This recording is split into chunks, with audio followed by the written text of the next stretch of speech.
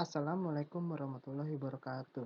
Kali ini saya akan membahas tentang pembelajaran karya tulis ilmiah. Apa itu karya tulis ilmiah? Karya tulis ilmiah dapat dipahami sebagai teks yang ditulis dengan susunan sistematis, serta logis dan memenuhi kaidah ilmu pengetahuan yang berlaku.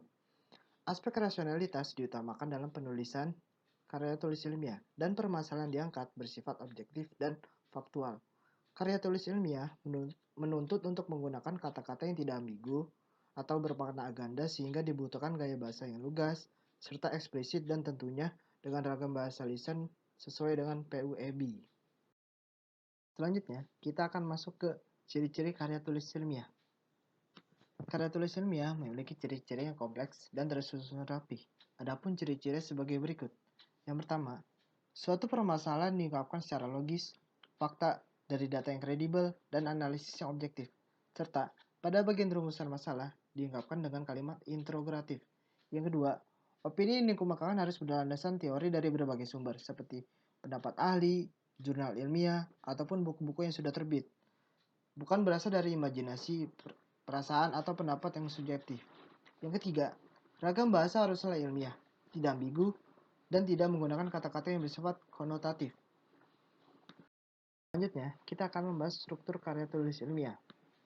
Struktur karya tulis ilmiah pada umumnya bergantung pada jenisnya dan aturan dari lembaga atau institusi apa yang diikuti.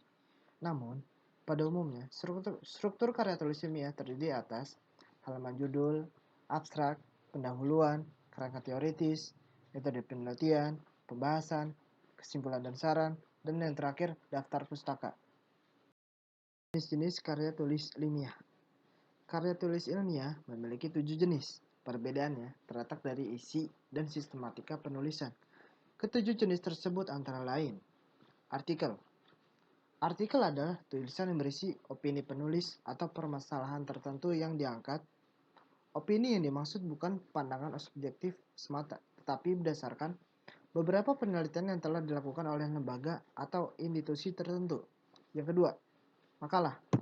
Makalah adalah jenis karya tulis ilmiah yang dalam proses penulisannya dibutuhkan data studi lapangan sehingga bersifat empiris dan objektif. Data-data yang dihimpun dari studi lapangan dibutuhkan untuk menyelesaikan masalah penelitian. Makalah pada umumnya dipresentasikan dalam sebuah seminar. Ada skripsi. Skripsi adalah sejenis karya tulis ilmiah yang disusun oleh mahasiswa untuk mendapatkan gelar S1. Dalam proses pembuatannya, orisinilitas menjadi hal yang paling utama. Bentuk akhir skripsi biasanya berbentuk hardcover dan dipresentasikan di depan para dosen penguji dan pembimbing yang disebut dengan istilah sidang skripsi. Yang keempat, work paper. Work paper atau kertas kerja adalah jenis karya tulis ilmiah yang hampir mirip dengan makalah, tetapi analisisnya mendalam. Work paper dipresentasikan di depan para ilmuwan dan pada umumnya isi work paper berisi solusi dari permasalahan besar yang sedang dihadapi. Yang kelima, paper. Paper adalah jenis karya tulis ilmiah yang populer pada kalangan mahasiswa. Strukturnya mirip dengan makalah, tetapi lebih sederhana. Permasalahan lebih dipersempit agar dapat terfokus pada satu inti. Pada umumnya, paper ditulis oleh mahasiswa untuk memenuhi nilai ujian tengah semester dan ujian akhir semester. Yang keenam ada tesis. Jika skripsi dibutuhkan oleh mahasiswa untuk syarat memperoleh gelar S1, tesis diperlukan untuk meraih gelar S2 atau master.